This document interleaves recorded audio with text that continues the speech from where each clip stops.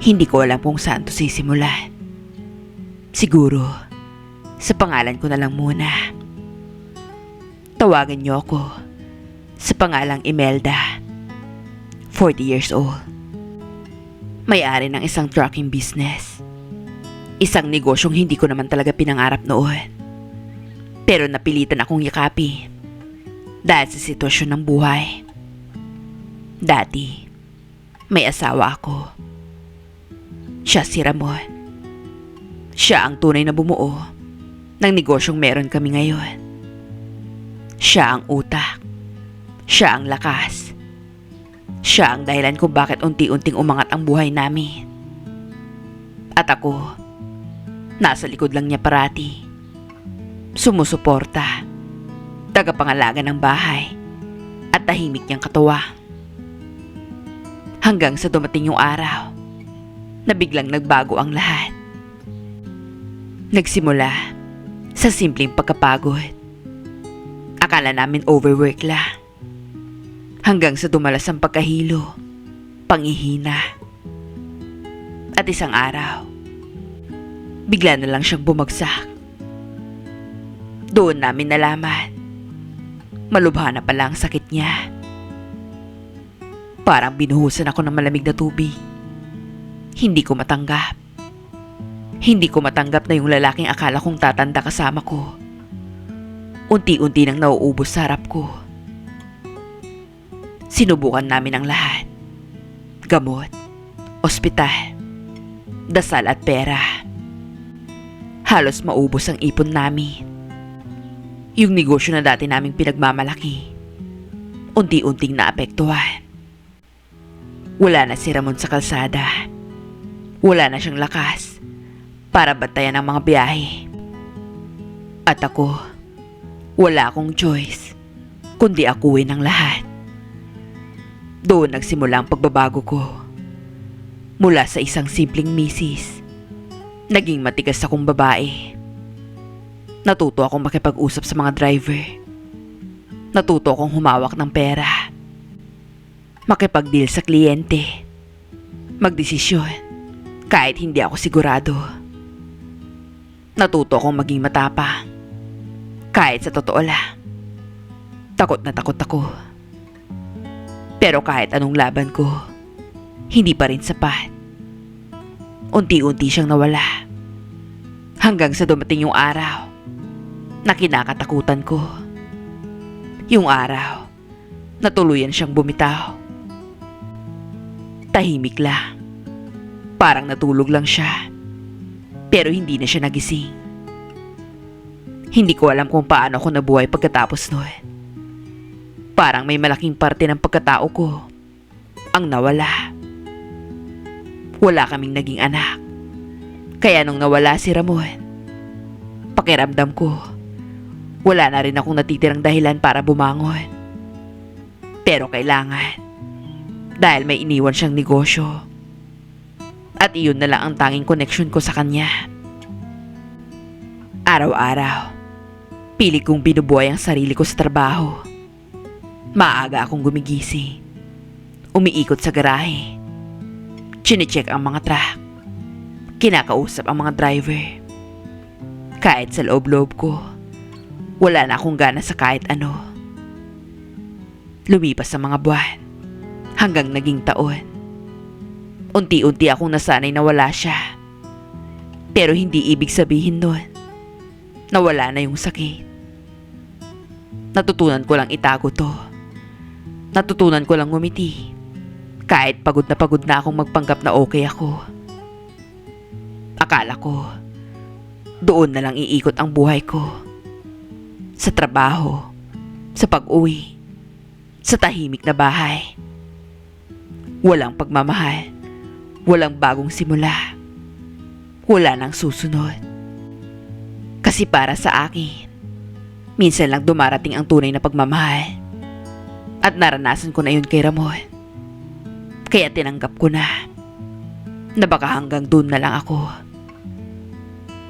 Hanggang sa dumating siya, ang isa sa mga driver ko. Hindi ko alam kung kailan nagsimula. Basta isang araw, Napansin ko na lang, iba na yung tingin ko sa kanya. Noong una, hindi ko naman talaga siya tinitignan bilang lalaki. Isa lang siyang empleyado, isa sa mga driver ko. Tawagin na lang natin siya sa pangalang Danilo. Mas matanda siya sa akin ng 5 taon. Pero kung titignan mo, hindi halata. Matikas ang tindi, sanay sa hirap. May dating na hindi mapapansin ng iba. Pero mahirap baliwalain kapag palagi mong nakakasalamuha. Tahimik siya sa umpisa. Hindi tulad ng ibang driver na puro kwento, puro yabang, puro biro. Si Danilo, trabaho agad. Kapag may problema sa truck, siya ang unang nasa ilalim ng makina. Kapag may biyahe na alanganin, siya ang kusang pumapasok. Kapag may driver na sumablay, siya pa ang tumutulong mag-ayos. Doon ko siya unang napansin. Hindi bilang lalaki, kundi bilang taong maaasahan. At para sa isang biyudang sanay ng mag-isa, delikado palang makaramdam na may isang taong masasandalan. Nagsimula sa simpleng tuksuhan. Minsan, nasa garaya ko, pinapanood ang pagkarga ng mga truck. Sabi niya, habang nagpapahid ng pawis, "Ma'am, ngiti naman kayo dyan. Masyado kayong seryoso. Sayang naman yung ganda pag laging nakasimangot." Napatingin ako. May edad na ako para bulahin. Ngumiti siya. Hindi po bola yun. Nag-oobserba lang.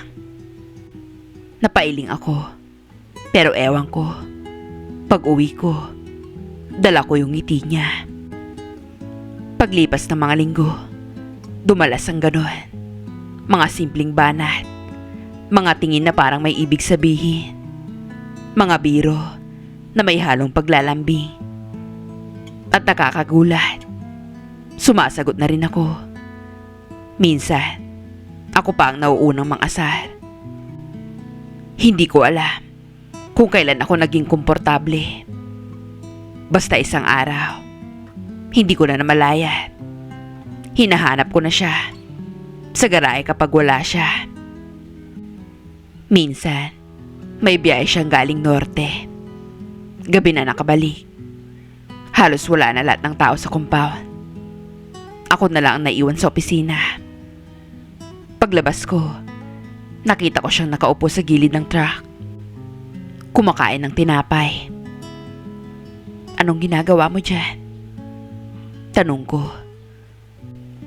Pinapalamig lang ang makina. Tumabi ako. Tahimik lang kaming dalawa. Hanggang siya na ang unang nagsalita. "Siguro, ang lungkot ng bahay niyo." Hindi ko inaasahan. Natigilan ako. "Bakit mo naman nasabi?" "Kapag sanay kang may kasama, tapos nawala, kahit bahay nananahimik." Pagkasabi niya noon, hindi ko alam bakit parang may tumama sa dibdib ko. Kasi tama siya. At sa unang beses, may nakaintindi sa lungkot ko nang hindi ko kinailangang ikwento. Simula noon, parang may nabuksang pinto. Nagkukwentuhan na kami tungkol sa buhay, sa nakaraan, sa mga pagsisisi, sa mga bagay na hindi ko sinasabi kahit kanino. At siya, nag-umpisa ring magbukas. Doon ko nalaman yung reputasyon niya, na babaero raw, na maraming babae noon, na maraming naging sabit sa buhay niya. At aminado siya, hindi niya itinago. "Hindi ako santo," sabi niya minsan. Pero pagod na rin akong maglaro. Hindi ko alam kung bakit naniwala ko. Siguro dahil gusto kong maniwala. At doon nagsimulang mag-iba ang ihip ng hangin. May mga sandaling nahuhuli ko siyang nakatingin.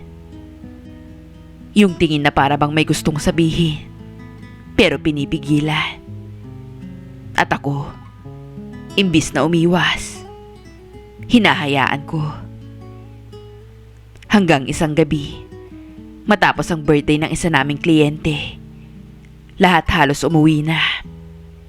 Kami lang ang naiwan sa garahe. Tahimik, mahina ang ilaw. Nasa tabi kami ng isang truck. Habang nag-uusap, wala namang espesyal na usapan. Pero bigla niyang nasabi, "Ma'am, paano pag sabihin kong nahuhulog na ako sa'yo?" Para akong nabingi. Hindi agad ako nakasagot. "Danilo, nagbibiro ka ba?" Tanong ko. Umiling siya.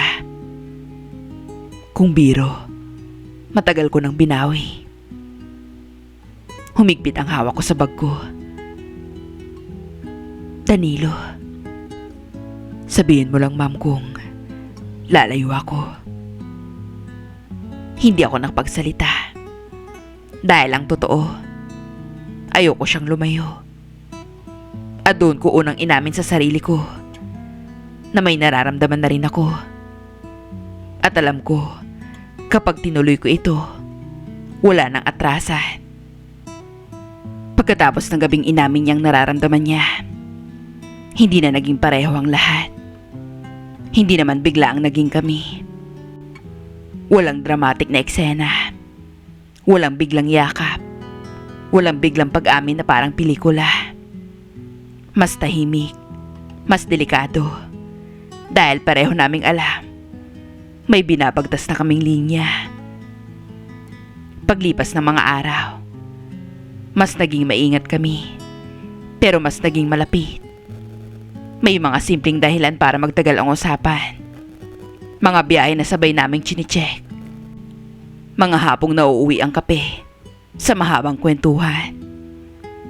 Minsan, sasabihin niyang ihahatid niya ako pa uwi kahit kaya ko naman.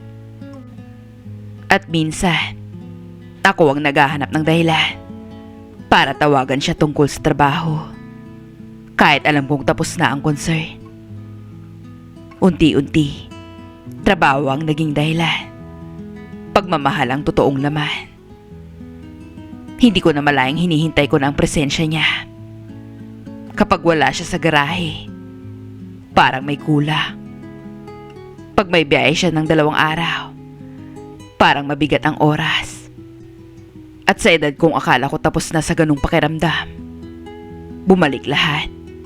Yung pananabik, yung kaba, yung pagiging babae. Isang gabi, nagka-problema ang isa naming truck sa probinsya. Kinailangan naming pumunta para tignan ang unit at makipag-usap sa kliyente.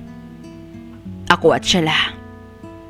Pagkatapos maayos ang problema, hindi namin namalayang gabi na. Wala nang point para bumalik pa agad. Napilitan kaming magpalipas ng gabi sa isang maliit na transient. Magkaibang kwarto, magkaibang pinto, pero iisang tensyon. Hindi ako mapakali. Parang alam kong may mangyayaring babago ng lahat. Habang abala ako sa pag-iisip, may kumatok sa pintuan ko. Pagbukas ko, si Danilo. "Pwede ba tayong mag-usap?" Tumango ako at pinapasok ko siya. Hindi ko na maalala kung paano nagsimula. Basta nauwi ang pag-uusap namin sa mga salitang matagal na namin gustong sabihin. "Matagal ko nang nilalabanan to," sabi niya.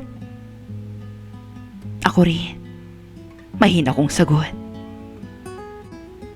Matagal kaming natahimik. Hanggang sa hinawakan niyang kamay ko. Nagkatinginan kami. Hindi ko binawi yung kamay ko. At sa gabing iyon, naramdaman kong may taong humahawak sa akin. Hindi dahil naaawa, kundi dahil mahal ako. At doon, Tuluyang bumigay ang pagpipigil namin. Hindi ko na kailangang idetalya pa ang lahat. Basta pagkatapos nun, wala nang pagtatanggi.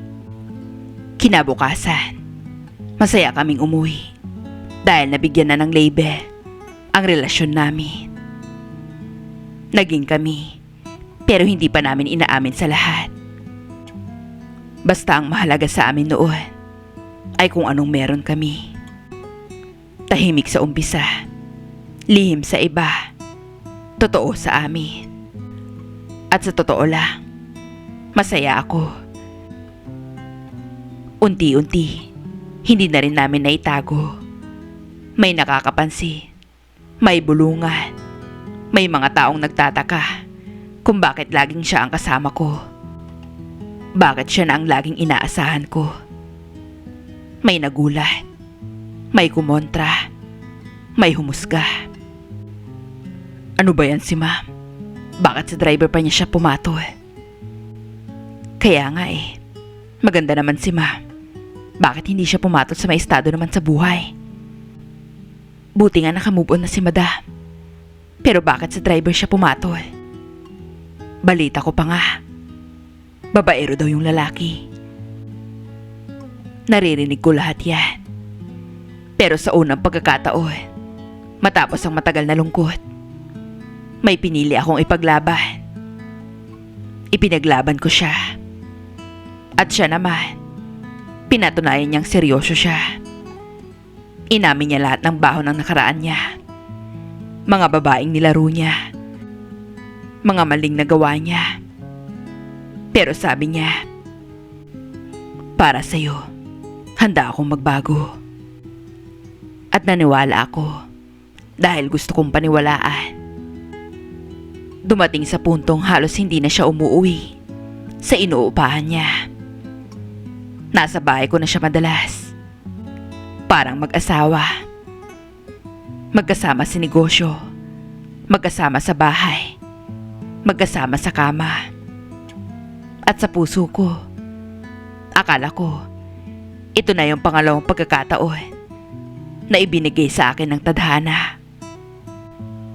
Pero ang hindi ko alam, habang buong buo ang tiwala ko, may lihim palang hindi ko nakikita. Kung may araw na hindi ko makakalimutan habang buhay, iyon ang araw na gumuho ang tiwala ko. Normal lang dapat na araw yun. Nasa opisina ako, nagre-review ng delivery schedules. Si Danilo, nasa garahe. May inaayos na unit. Walang kakaiba. Walang babala. Hanggang may malakas na sigawan sa labas.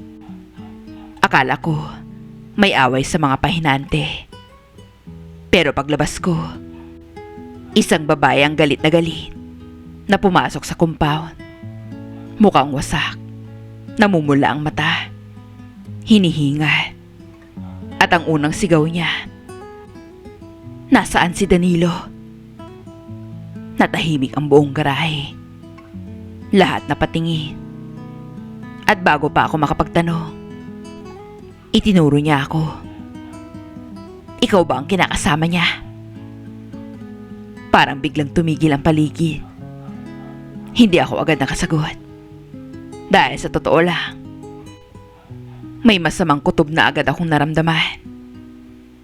Lumapit si Danilo. Kitang-kita ko sa mukha niya. Alam niya kung sino ang babae. At doon ako unang kinabahan. Umalis ka dito. Mahina niyang sabi sa babae. Pero lalo itong nagwala.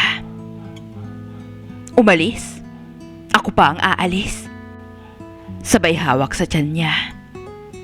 At doon ko nakita, buntis siya. Parang may sumabog sa tenga ko. Hindi ko marinig ang paligid. Iisa lang ang pumapasok sa isip ko. Anong nangyayari? Ano, Danilo? Sabihin mo sa kanya. Sabihin mong anak mo to.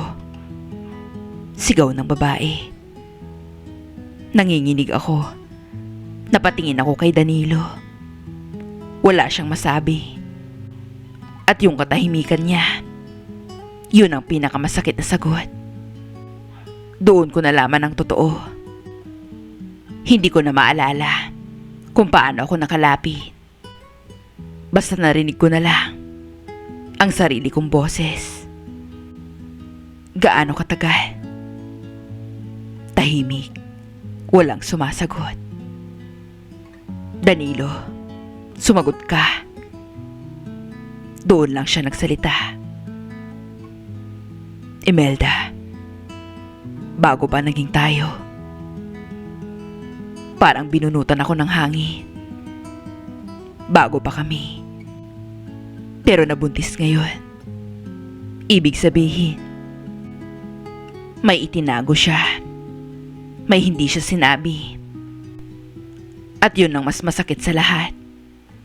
Hindi yung ibang babae, kundi yung kasinungalingan niya. Nagkagulo. Sumisigaw yung babae. Mga taong nanonood at nagbubulungan. Eskandalo. Yung mga chismis na dating pabulong, biglang naging lantaran. At ako, parang nawalan ng dignidad sa harap ng lahat. Pagkatapos nun, umalis ako. Hindi ko kinaya. Pagdating sa bahay, doon ako bumagsak. Doon ako umiyak. Hindi dahil may ibang babae, kundi dahil pakiramdam ko, naloko ko ng taong pinaniniwalaan kong hindi ako sasaktan. Gabi na nang dumating siya. Kumakatok. Paulit-ulit. Ayoko sana siyang pagbuksan. Pero binuksan ko rin dahil sa ingay ng katok niya. Pagpasok niya, lumuhod siya agad. Oo, lumuhod siya. Sa unang pagkakataon, nakita kong wasak siya. Imelda, pakinggan mo ko. May dapat pa ba akong pakinggan?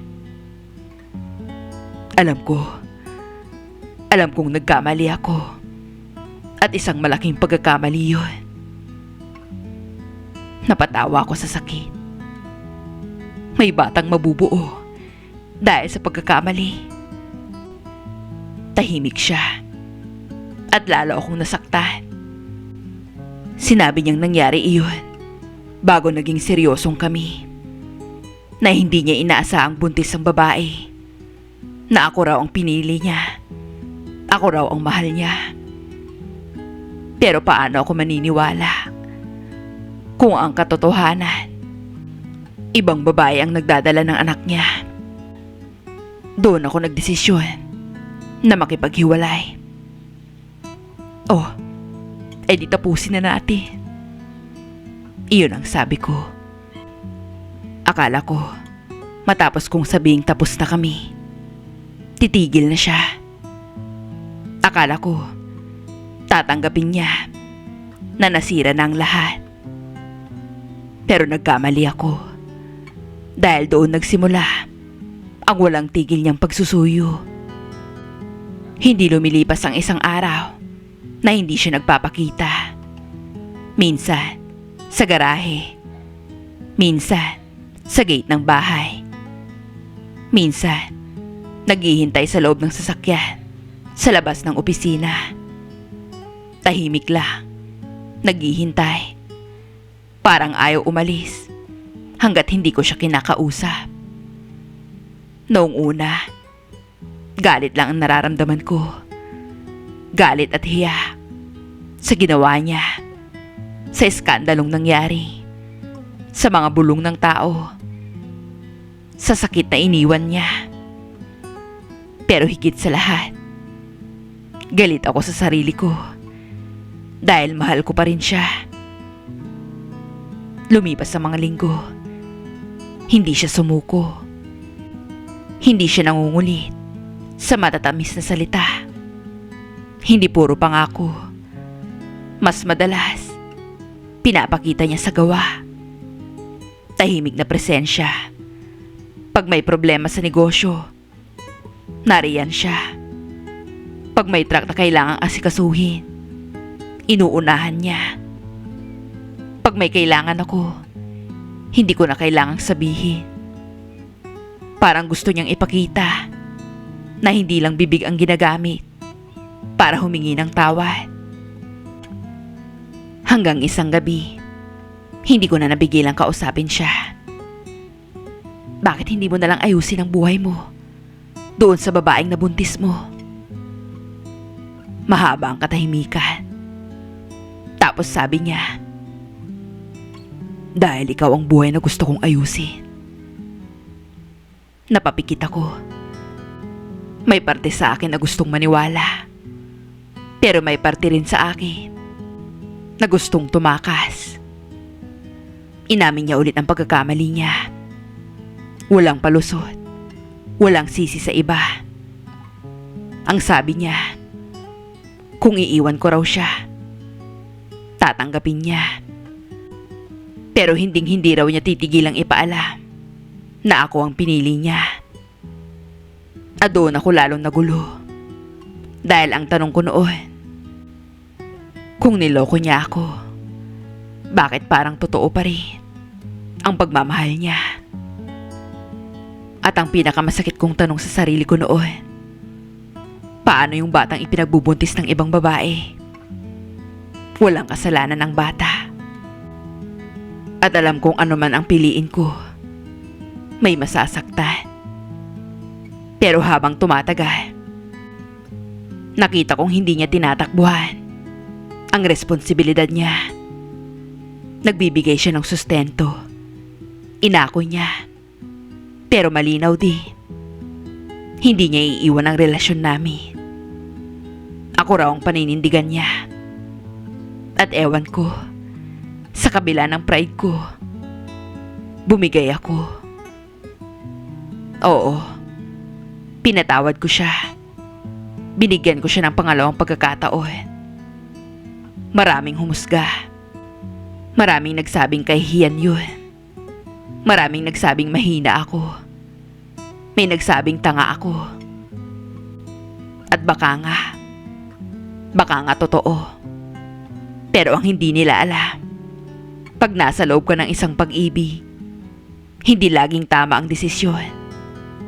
Minsan, pinipili mo lang ang taong hindi mo kayang mawala.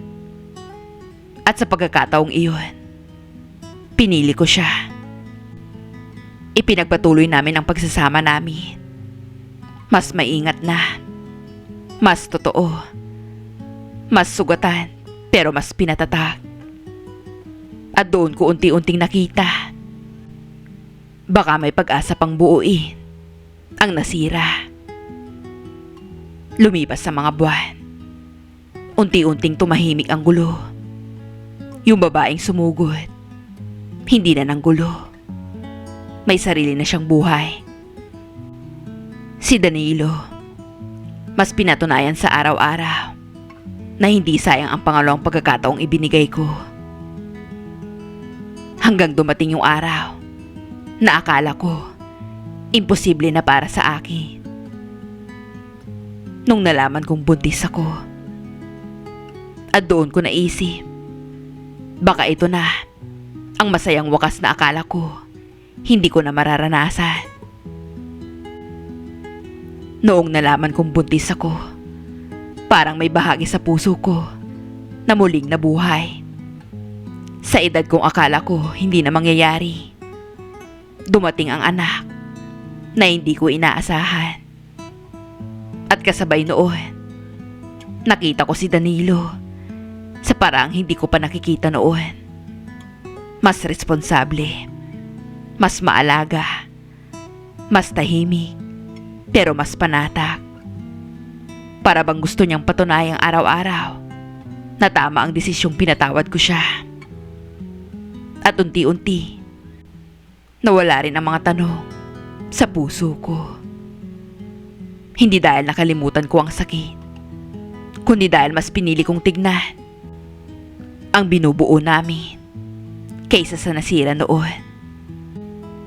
Nang isinilang ko ang anak namin, parang kompleto na ang mundo ko. May pamilya na ako. May tahanan. May batang sisigaw na ng mama. At may lalaking umuuwi sa akin.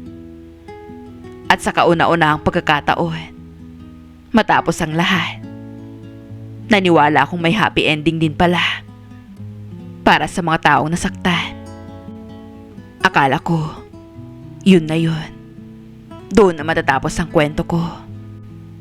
Pero hindi pa pala. Magdadalawang taon pa lang ang anak namin noon. Masigla, makulit.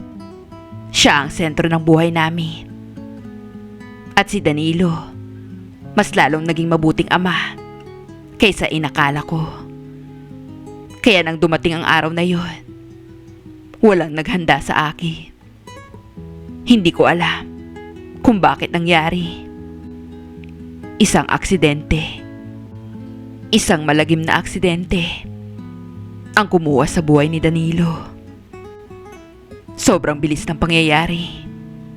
Nung araw na yon, masaya pa kami. Pero natapos yung araw na yon, na punong-puno ng hinagpis. Hanggang ngayon, hindi ko kayang ulitin ang detalye. Dahil kahit sa pagbanggit, sumasakit pa rin. Ang alam ko lang, isang umaga, buo pa ang pamilya ko. Kinagabihan, biyuda na naman ako sa pangalawang pagkakataon.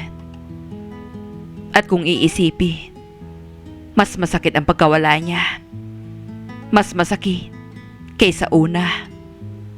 Dahil kay Ramon, natanggap kong unti-unti siyang mawawala. May panahon akong maghanda. Pero kay Danilo, biglaan. Sobrang biglaan. Parang may humablot ng buhay ko nang walang paalam. Parang may nagtapos sa kwentong akala ko tuloy-tuloy na. At ang pinakamasakit, akala ko pagkatapos ko siyang ipaglaban, ganun din pala kabilis siyang mawawala sa akin. Hindi ko alam paano ako bumangon noon. Kung bumangon nga ba talaga. Siguro, nabuhay lang ako dahil may anak pa akong umaasa sa akin. Dahil kung wala siya, baka sumuko na ako. Maraming gabi na hindi ako makatulog.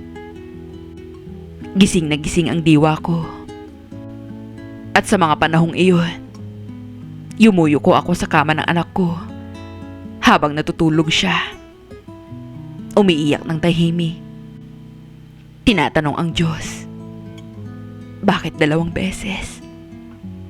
Bakit sa tuwing bubuo ako, lagi niyong binabawi? Ngayon, 3 taon na ang lumipas mula nang mawala siya. 5 taon na ang anak namin. Marami nang nagbago. Lumalaki na siya. Matalino. Makulit din, gaya ng ama niya. At minsan, kapag tumatawa siya, parang naririnig ko si Danilo. Doon ako minsan nadudurog. Doon ko siya namimiss ng sobra. May mga nagtatanong kung bakit hindi na ako nagmahal uli. Ang sagot ko, natakot na ako. Hindi dahil walang dumating, kundi dahil ayoko nang maglibing ng pangatlong pag-ibig. 2 beses ko nang inilibing ang taong minahal ko. Sapat na siguro yun sa isang buhay. Kaya ang pinili ko na lang, ibuhos ang natitira kong pagmamahal sa anak namin, sa pagpapalaki sa kanya, sa pag-iingat sa mga alaalang naiwan. Kaya ako ito kinukwento ngayon. Hindi para gawing malungkot ang sino man, kundi dahil ito ang bahagi ng buhay ko na nagturo sa akin na ang pag-ibig hindi laging malinis. Minsan, dumadaan sa pagkakamali, sa kahihiyan, sa pagtataksil. Sa pangalawang pagkakataon, At kahit akala mo tapos na ang sakit, pwede ka pa ring durugi ng tadhana. Pero kahit ganun, may natitira pa ring aral na ang pagmamahal, kahit panandalian lang, hindi na sayang kung naging totoo. At minsan, may mga tamis, may mga saya, may mga pag-ibig na hindi man nagtagal. Sila pa rin ang bumuo sa'yo. Ako, si Imelda. At ito, ang kwento ng dalawang lalaking minahal ko. Kung huhusgahan niyo ako, tatanggapin ko. Pero kung may mapupulot kayong aral, sana ito yun. Habang may mahal ka, ipaglaban mo. Pero huwag mong kalimutan, walang pag-ibig na siguradong hindi ka masasaktan. Hindi lahat ng sugat kailangang takasan. Dahil minsan, sa sugat din tayo hinuhubog. At ang pag-ibig, hindi nasusukat sa tagal ng pinagsamahan, kundi sa lalim ng naging totoo, kahit na uwi sa pagkawala. Hanggang dito na lamang. Lubos na gumagala. Imelda.